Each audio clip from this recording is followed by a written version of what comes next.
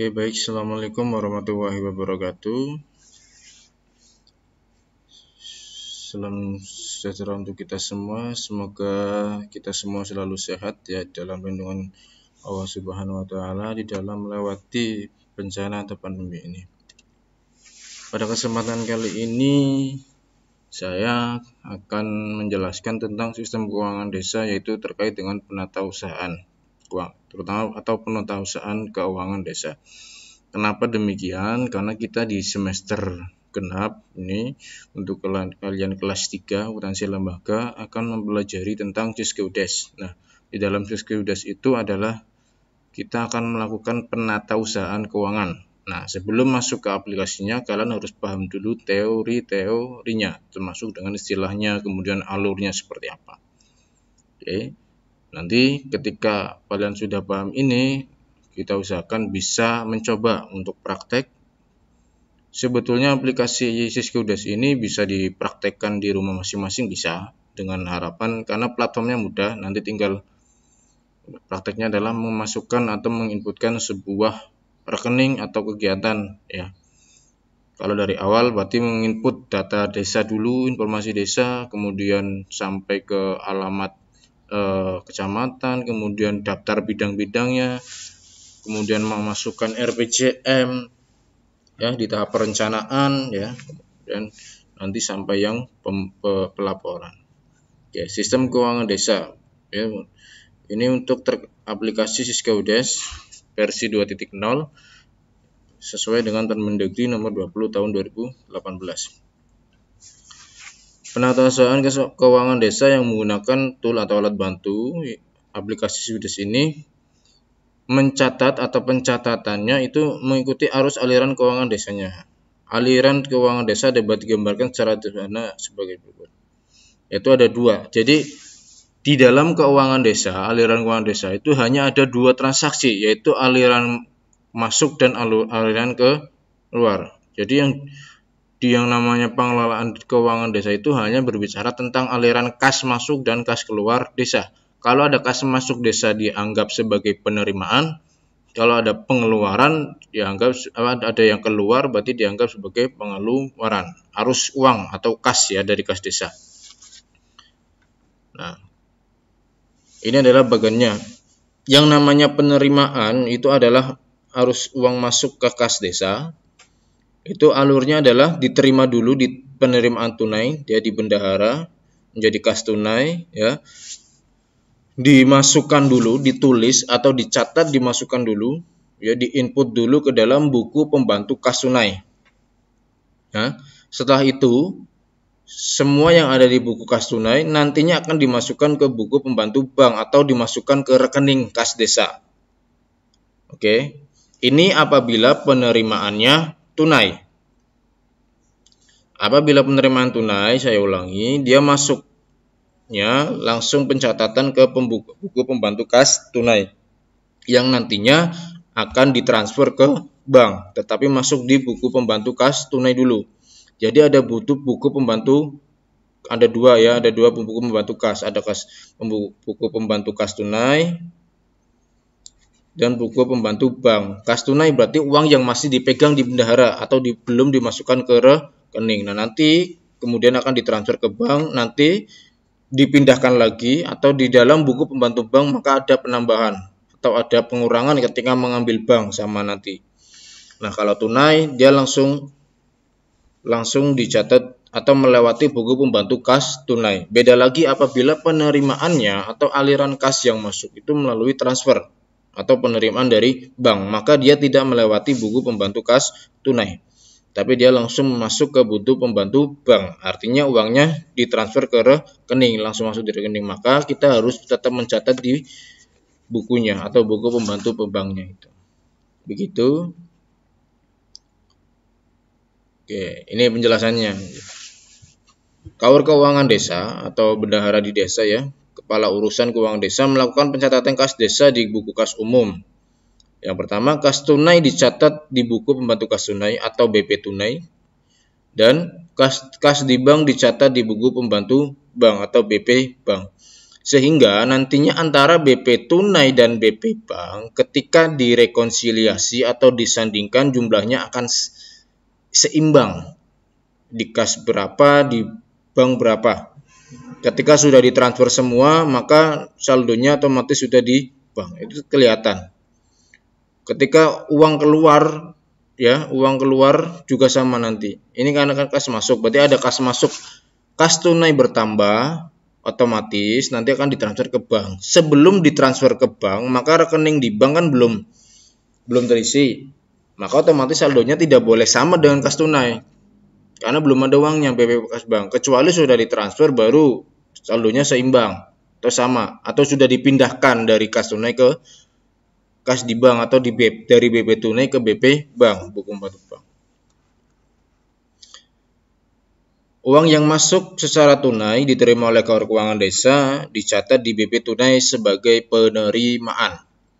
Kemudian segera disetor ke rekening kas desa di bank sehingga dicatat di BP tunai sebagai pengeluaran dan di BP bank sebagai penerimaan. Oke, perhatikan. Nantinya di pengeluaran BP tunai dan penerimaan BP bank di penerimaan itu akan seimbang. Jadi apabila penerimaannya tunai, uang masuk dulu ke KUR Keuangan dicatat di BP kas sebagai penerimaan. Oke. Kemudian nanti ketika akan ditransfer ke bank, maka dicatat di dalam BP tunai itu sebagai pengeluaran. Sebaliknya di BP bank atau buku pembantu bank itu nantinya ada penerimaan masuk karena ada uang masuk dari BP kas tunai. Itu dianggap sebagai penerimaan. Nah, apabila uangnya langsung ditransfer ke rekening atau bank, maka di dalam BP bank itu langsung dicatat masuk ke penerimaan, tidak melalui BP tunai. Terima langsung masuk ke rekening kas desa di bank dan dicatat di BP bank sebagai penerimaan. Itu proses atau aliran masuk keuangan desa, kas masuk ya. Nah, yang kedua adalah aliran keluar keuangan desa, yaitu adalah adanya aliran uang yang keluar atau tunai uang kas ya, kas desa yang keluar. Nah, ada tiga pihak ya, ada tiga pihak yang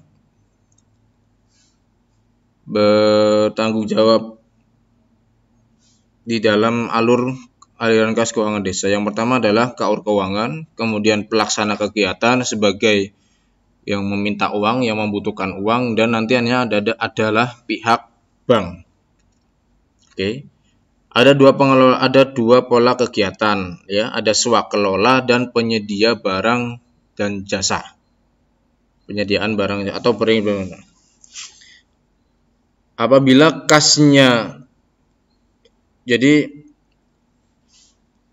di dalam KUR Keuangan ya, sebetulnya alurnya ini yang merah, oke. Pelaksana kegiatan atau KUR ini sebetulnya pelaksana kegiatan itu membuat dulu yang namanya SPP, surat permintaan pembayaran. Oke. Yang nantinya akan divalidasi oleh kepala desa menjadi sebuah kegiatan yang fix yang nantinya uangnya bisa cair. Oke. Jadi sebelumnya pelaksana kegiatan itu sudah membuat SPP kegiatan terlebih dahulu. Nanti setelah ini ada slide berikutnya, nanti ada membahas tentang SPP, ada SPP definitif. Oke. Jadi pelaksana kegiatan itu membuat SPP, sebetulnya yang membuat adalah KUR Keuangan Desa sesuai dengan pengajuannya dari pelaksana kegiatan. Oke. Kemudian setelah SPP-nya sudah jadi yang dari KUR Keuangan, dari pelaksana kegiatan itu mencairkan, bisa melalui kas tunai yang masih ada di bendahara, atau apabila jumlahnya berkurang di kas tunai kurang, maka bisa mengambil kas di bank. Itu alurnya. Oke. Atau bisa jadi langsung pelaksana kegiatan setelah menerima SPP yang sudah divalidasi dari KUR Keuangan, ya, dia melakukan pencairannya ke bank tanpa melalui kas tunai. Oke.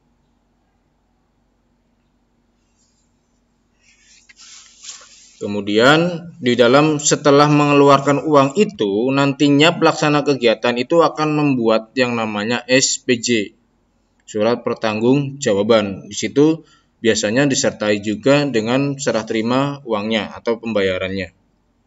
Pola kegiatannya adalah swakelola atau penyediaan barang dan jasa. Yang namanya swakelola itu marwahnya adalah jadi sesuai dengan amanat undang-undang tentang otonomi daerah, tentang undang-undang desa juga, otonomi desa, maaf.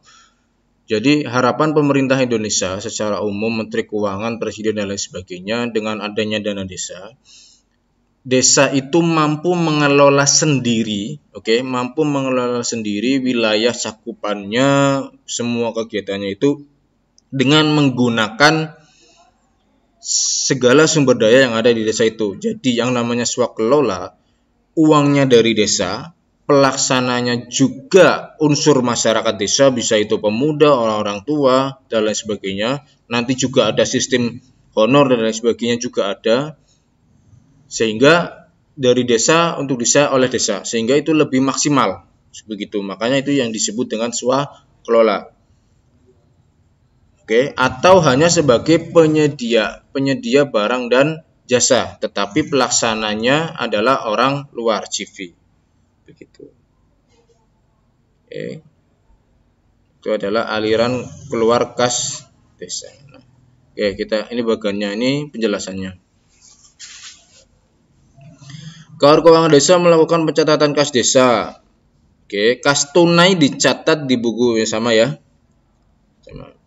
Pelaksana kegiatan ketika atau dalam melaksanakan kegiatan itu dicatat di buku pembantu kegiatan. Ada tambahan lagi, buku pembantu kegiatan. Jadi nanti di Siskaudes juga ada yang namanya input kegiatan dulu. Itu masuknya ke perencanaan RPJM itu juga bisa. Nanti apabila sudah dilaksanakan maka harus di checklist atau di ibaratnya sudah dilaksanakan ya, biar balance. Jadi pada saat masih rencana itu masih di RPJM. Nah, nanti apabila sudah melaksanakan kegiatan itu dimasukkan ke dalam buku pembantu kegiatan. Surat SPP itu surat permintaan pembayaran, SPJ itu surat pertanggungjawaban. Jadi di dalam arus kas atau proses kas keluar yang ada di aliran keuangan desa itu yang paling bertanggung jawab itu adalah pelaksana kegiatan, karena di situ dia membuat SPJ atau surat pertanggungjawaban. Pelaksana kegiatan bertanggung jawab atas pelaksanaan kegiatan yang sudah dianggarkan dengan membuat SPJ, kemudian diajukan SPP agar dapat dibayarkan dan diakui sebagai pengeluaran yang sah dari kas desa. Bingung, Bing? Jadi ada beberapa kegiatan yang harus kita laksanakan dulu atau kita diberikan uang dulu, ya. Kemudian atau membuat pertanggungjawaban, rincian biaya dan lain sebagainya, kemudian baru diajukan sebagai surat permintaan pembayaran, ya. Kemudian baru mendapatkan uang atau baru bisa diakui sebagai pengeluaran yang sah dari kas desa. Realitanya adalah seperti ini. Jadi ketika misal ada pembangunan jembatan di desa, semua Karang Taruna, kemudian masyarakat desa, orang tua dan pemuda semuanya bergerak. Pada saat bergerak membangun jembatan di desa, semuanya itu ada bagiannya masing-masing atau semuanya sudah diatur sedemikian rupa. Ada yang bertanggung jawab di pasokan bahan, ada yang bertanggung jawab di pembuatannya atau sebagai teknisnya, sampai yang namanya pengelolaan atau pada saat pertanggungjawaban dari keuangannya itu. Nah, pada saat pelaksanaan itu biasanya uangnya itu sudah diberikan. Tetapi di dalam pencatatan atau penatausahaan keuangannya di desa itu belum sah karena belum ada SPJ-nya. Tapi uangnya sudah diberikan karena kan terkait dengan operasi onar. Nah, pada saat belum dibuatkan SPJ, kegiatannya sudah selesai. Sebetulnya uangnya sudah dikasihkan, tetapi kan belum dicatat di dalam penatausahaan keuangan. Nah, syarat untuk mencatat semua kegiatan tersebut mulai dari SPP, surat pertanggungjawaban, agar sah itu dibuat, kemudian baru divalidasi oleh KAUR keuangan ataupun kepala desa, nanti baru bisa dicatat di penatausahaan keuangan desa, atau kalau manual bisa di manualnya, atau kalau sekarang kita sedang membahas Siskeudes maka nanti akan bisa diinputkan di Siskeudes, sehingga nantinya laporan keuangan yang dihasilkan Siskeudes itu sudah ada yang namanya tanda tangan kepala desa, kemudian sudah ada yang namanya stempel desa. Kan?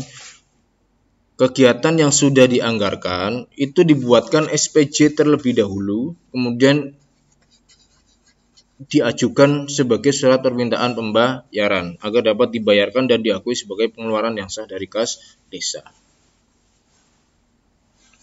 Nah, atas pengajuan SPP oleh pelaksana kegiatan tersebut, kemudian dilakukan verifikasi oleh Sekdes. Setelah dilakukan verifikasi, kemudian disetujui oleh kepala desa, maka KAUR keuangan desa dapat membayarkan kas desa tersebut ke pelaksana kegiatan. Pencairan SPP tersebut dibayarkan dua pilihan. Kalau tunai itu dibayar langsung oleh KAUR keuangan desa di BP tunai sebagai pengeluaran, berarti uangnya dari kas yang ada di bendara atau KAUR keuangan.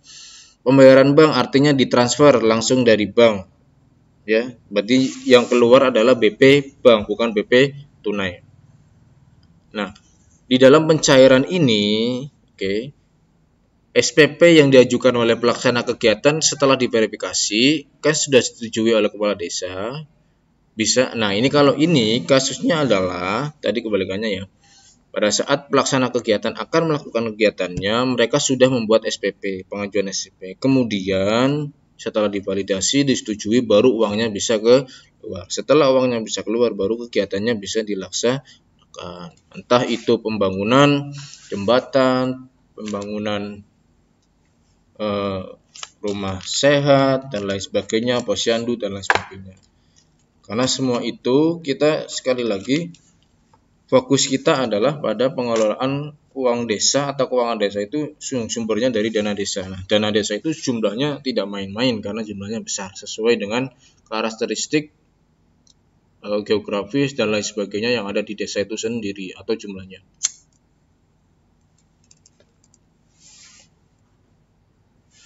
Jadi aliran kas keluar juga sama, bisa melalui tunai ataupun melalui bank. Kalau tunai berarti yang dicatat yang keluar dari uang yang ada di KAUR keuangan itu kan berarti di BP tunai, maka dicatat sebagai pengeluaran. Tapi bisa jadi kalau pembayarannya melalui transfer, mungkin karena nominalnya besar, maka harus membutuhkan uang yang ada di bank, maka di buku pembantu bank itu yang dicatat sebagai pengeluaran, jangan di buku kas tunai. Jadi ada dua saldo, BP tunai sendiri, BP bank sendiri. Nantinya akan disinkronkan.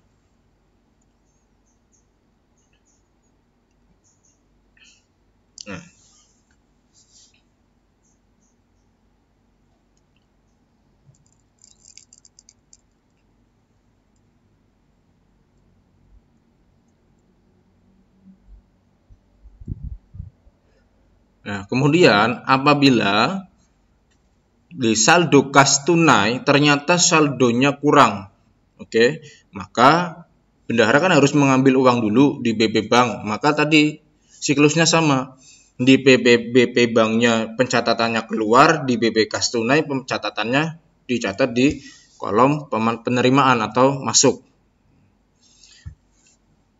Apabila dipilih tunai namun saldo tunai tidak mencukupi, maka KAUR keuangan desa harus terlebih dahulu melakukan mutasi kas berupa penarikan uang kas desa dari bank ke tunai sehingga dicatat di BP Bank sebagai pengeluaran, di BP tunai sebagai penerimaan. Dengan demikian yang dicatat di BP tunai atau BP Bank hanya uraian SPP pencairan sebagai pengeluaran, hanya uraiannya saja.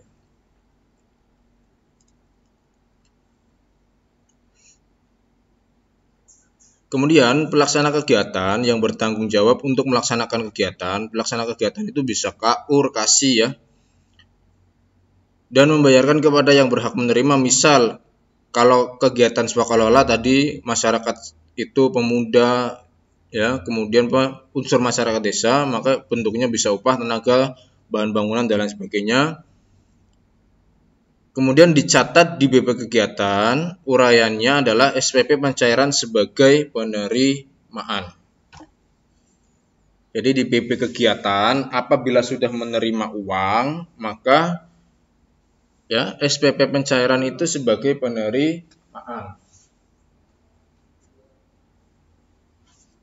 Dan disertai juga SPJ beserta rincian belanja bukti pengeluaran pengeluarannya sebagai pengeluaran. Jadi di BP kegiatan juga ada dua kolom. Kolom penerimaan dan kolom pengeluaran. Oke, apabila jadi gini, misal ya, contohnya KUR kesejahteraan ya akan membangun posyandu. Dia membutuhkan uang 50 juta.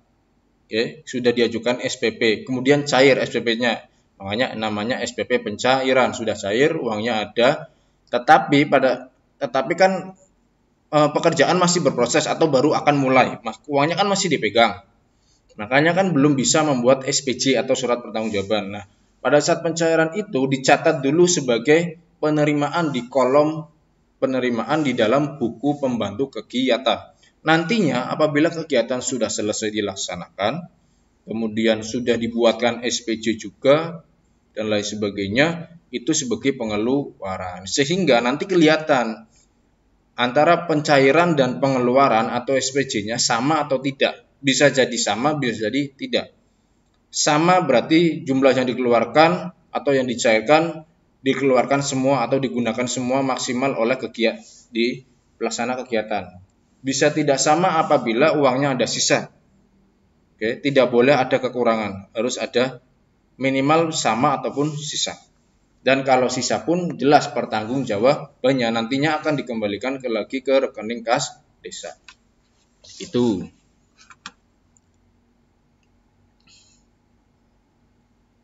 Nah, di dalam penatausahaan keuangan desa menggunakan Syscoudes ini, kita basisnya adalah Microsoft Access Database ya. Alurnya adalah perangkat desa atau setiap desa itu mempunyai operator. Operator itu yang nantinya akan melaksanakan atau melakukan input di dalam aplikasi Syscoudes.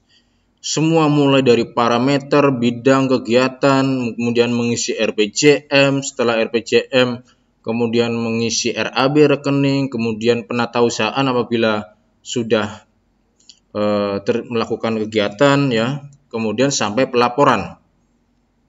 Nah, pelaporan berarti adalah apabila kegiatan sudah hampir selesai semuanya di akhir tahun. Nah, pada saat memulai aplikasi Syscoudes itu APBD-nya itu sudah ditetapkan. Ya, maka kita perlu menentukan dulu saldo awal kas desa dan realisasi selisih perhitungan anggaran tahun sebelumnya agar dana tersebut dapat segera digunakan. Artinya sama seperti di akuntansi, kita harus tahu dulu saldo tahun sebelumnya di suatu perusahaan yang nantinya saldo sebelumnya itu harus betul-betul disahkan atau ibaratkan sudah fix nilainya yang nantinya apakah bisa untuk melaksanakan operasional di tahun yang akan datang atau bagaimana. Kita harus perlu tahu dulu. Itu ditetapkan sebagai, kalau di desa silpa sebelumnya itu bisa dijadikan sebagai saldo awal kas desa. Ditambahkan dengan ya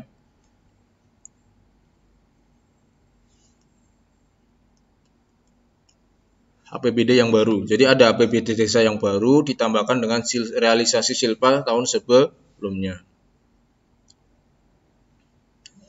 Ini adalah data-data yang diperlukan pada saat awal. Ya.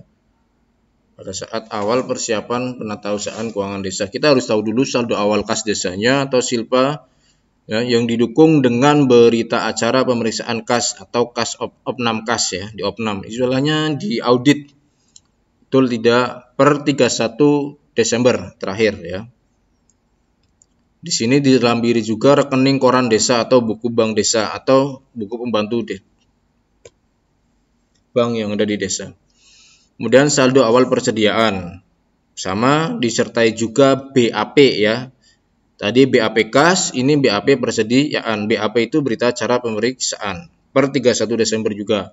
Saldo awal aset kemudian silpa tahun sebelumnya yang telah disajikan di dalam APBD desa dengan dirinci per sumber dana. Jadi nantinya RAB atau APBD desa yang kita inputkan di dalam aplikasi Siskudes itu kan sudah dirancang semuanya, sudah dirapatkan, sebelumnya sudah dibuat. Ya, nantinya akan diinput ke aplikasi Siskudes. Di situ pasti sudah memuat yang namanya silpa.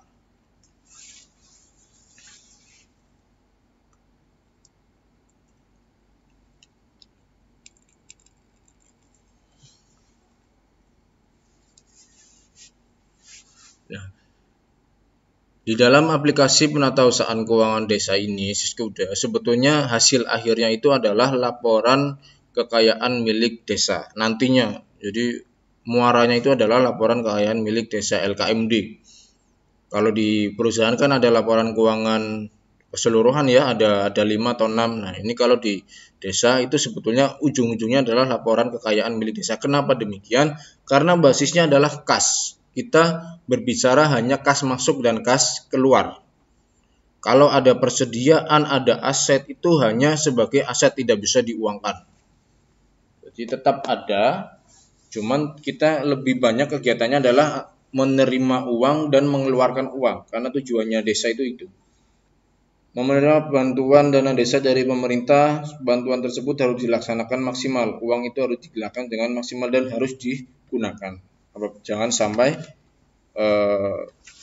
tidak digunakan. Saldo awal kas desa terdiri dari saldo kas tunai yang ada di bendahara desa dan saldo rekening kas desa. Saldo rekening kas desa itu tadi ya yang ada di bank, RKD, rekening kas desa. Bendahara itu berarti kas tunai, BPI tunai.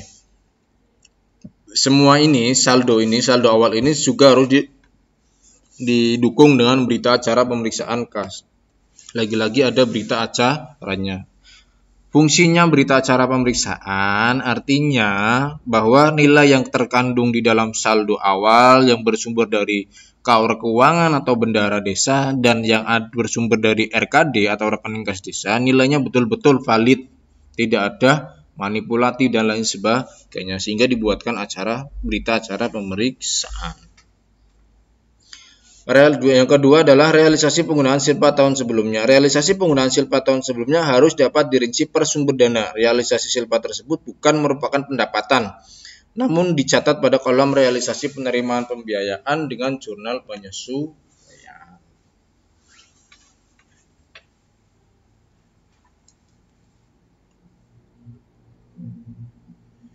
Jadi gini ya, silpa tahun sebelumnya kan ada sisa ya, realisasinya ternyata ada silpa, realisasi penggunaan silpa ada, digunakan untuk tahun sekarang, maka itu dianggap sebagai pembiayaan. Kita menerima pembiayaan, makanya penerimaan dicatatnya adalah penerimaan pembiayaan, tidak dianggap sebagai pendapatan. Oke.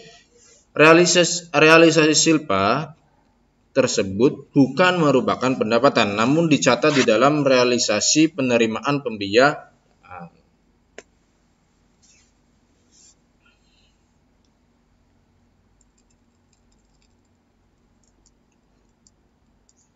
Pada saat mencatat penerimaan tunai di aplikasi Siskudes, data yang diperlukan BP tunai ya dari penyetor, bukti penerimaan tunai dari penyetor KUR keuangan, bisa kwitansi, nota ya atau cek. Bukti penyetoran dari KUR keuangan ke bank sama nota atau struk ya, kemudian atau invoice-nya dari bank dan lain sebagainya. Ini adalah penjabaran tadi ya di teori. Nah, nantinya dokumen yang akan dihasilkan dari transaksi penerimaan tunai yang dihasilkan oleh Siskudes itu ada buku PPKAS, BP Bank, LKMD, dan laporan realisasi APB desa. Nanti muaranya, tetapi tidak langsung keluar, oke? Karena yang jelas laporan kekayaan milik desa, baik itu semuanya ini 4 laporan ini nantinya kan akan diakumulasi sampai akhir tahun anggaran. Tidak setiap bulan dilaporkan, tidak. Walaupun ada pengecekan, tetapi yang akan betul-betul digunakan nanti adalah tahunan, termasuk laporan realisasi APB desa.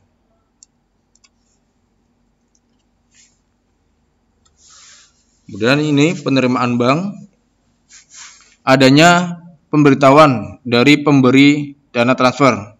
Misal desa menerima bantuan dari pemerintah pusat di luar dana desa misal. Nah, kan dari pusat itu akan berkirim surat terlebih dahulu bahwa desa menerima ini. Nah, nanti dari pihak desa itu akan mengecek. Nah, setelah mengecek, dari pihak desa akan membuat atau mencetak print out-nya bahwa betul uangnya sudah masuk buku tabungannya. Buku bank desa. Makanya itu bisa. Nah, dari buku bank tersebut yang nantinya akan dicatat di penerimaan bank di aplikasi Siskeudes.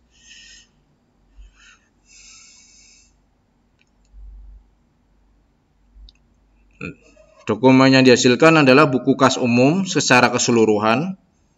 Buku kas umum itu berarti buku-buku yang menunjukkan semua uang yang ada di rekening kas desa itu sudah tercampur atau sudah merupakan akumulasi dari BP Bank dan BP Tunai. Kemudian ada yang dihasilkan juga BP Bank karena dia transaksinya transfer, jadi tidak melalui tunai. Jadi transaksi ya penerimaan keluar dari BP Kas maupun BP Bank nantinya muaranya adalah di buku kas umum. Sama LKMD dan laporan realisasi APBD desa. Nah, ini adalah kaidah-kaidah atau prosedur ya pengeluaran arus kas dari desa. Prinsipnya pengeluaran 1. Tidak boleh ada pengeluaran yang tidak ada atau tidak tersedia anggarannya. Jadi, pelaksana kegiatan ketika meminta uang ya dari Karubana itu semuanya sebelumnya sudah terencana di APBD desa atau di RPJM dan anggarannya atau rekeningnya itu sudah ada di APB desa. Jadi tidak serta-merta tiba-tiba meminta uang tanpa ada anggarannya, tidak ada sebelum yang direncanakan. Kemudian pengeluarannya itu tidak boleh melebihi anggaran yang tersedia sampai dengan pagu belanjanya.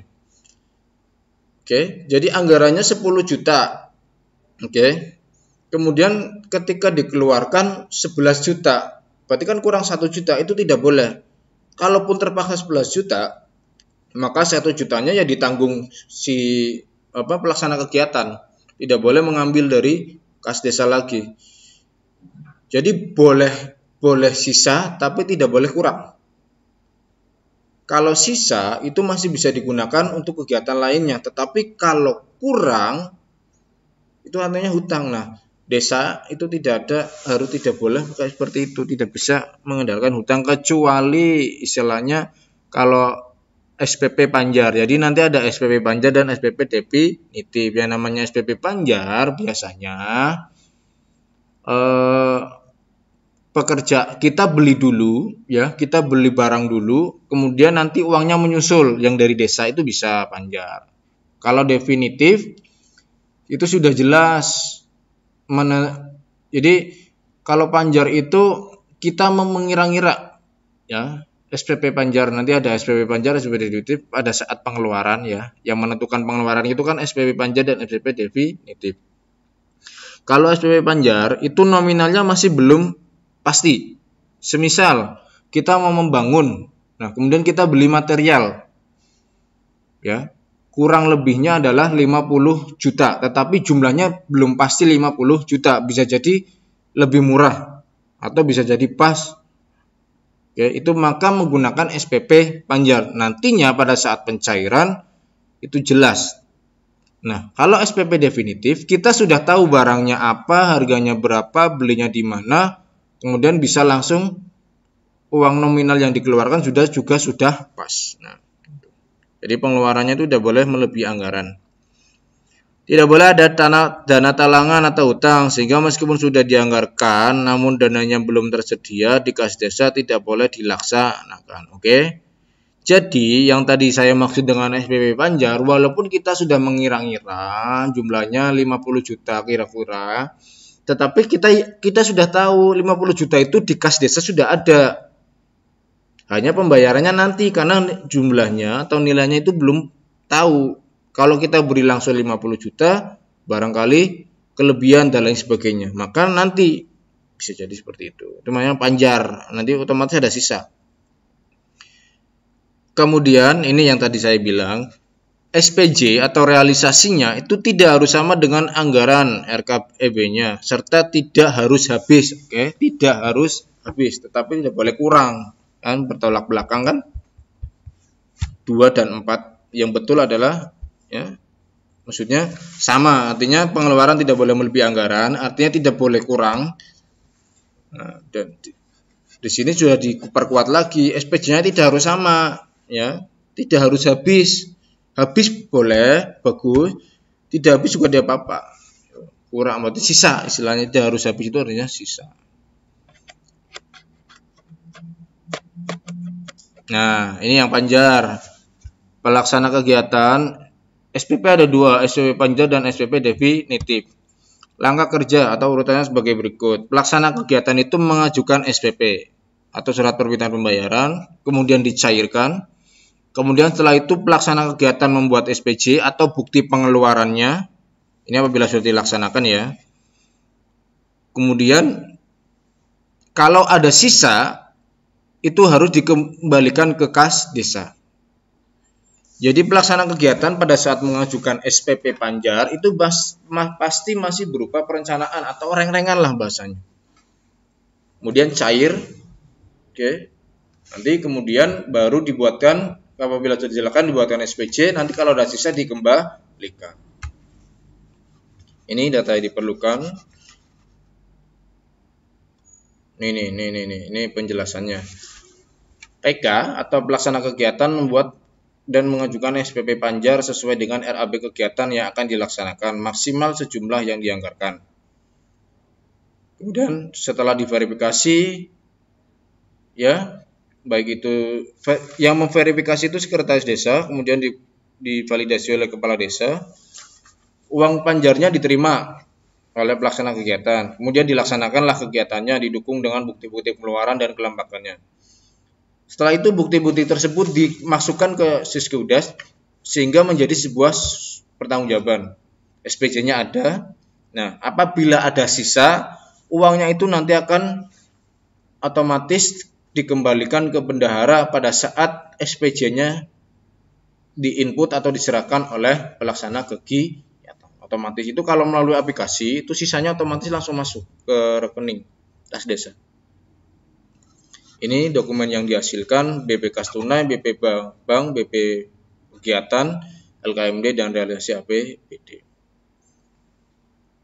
Nah, kalau SPP definitif, itu nilainya sudah pasti, barangnya sudah jelas. Berarti pada saat pelaksana kegiatan membuat atau mengajukan SPP, itu biasanya sudah disertai SPJ, sudah tahu notanya. Ibaratnya notanya sudah jelas, langsung bukti pengeluarannya sudah jelas, kemudian mengajukan SPP, kemudian dicairkan bayar. Nah, kalau definitif itu seperti itu. Jadi bisa kita ke misal beli komputer, ya, uangnya nantinya transfer. Oke. Nanti kita beli dulu karena kita sudah punya kerjasama dengan si penjual komputer, barangnya dikirim dulu. Barangnya dikirim, harganya sudah jelas, sudah sampai, baru dibuatkan SPC, kemudian atau SPP, dibuatkan SPP dan beserta SPC-nya dicairkan, dibayar. Itu kalau definitif. Sehingga pengeluaran yang dari SPP definitif itu nilainya sudah pasti. Definitif itu pasti. Tidak ada sisa karena sebelumnya sudah kita ketahui. Nih, pelaksana kegiatan melaksanakan kegiatannya dengan didukung bukti-bukti pengeluaran dan kelengkapannya. Jadi ini kerja dulu istilahnya. Berbagai macam bentuknya, bisa tadi beli barang atau memang rekanan, ada yang ibaratnya sudah ada yang membiayai kemudian baru di SPC-kan bisa. Ya. Bukti-buktinya kemudian diinput sudah menjadi SPC. Nah, dari SPC tersebut pelaksana kegiatan membuat SPP definitif. biar uangnya cair, ibaratnya digantilah, tapi kan uangnya sudah pasti. Nah, nanti setelah sudah diverifikasi, dicek semua sama Sekdes, validasi kepala desa, baru bendahara mengeluarkan uang, diganti uangnya. Setelah adalah seperti itu logikanya. Dokumen yang dihasilkan adalah ini hampir sama. Tambahnya adalah buku kas umum, pembantu kas tunai. Sama. Nah, itu kira-kira materi ini sampai laporan atau SPP Panjar dan SPP definitif. Saya yakin memang kalian masih bingung antara SPP Panjar dan SPP definitif. Nanti akan kita buka sesi lagi penjelasan yang lebih dalam di video-video berikutnya. Oke, baik. Sekian dulu video ini, semoga bermanfaat. Apabila ada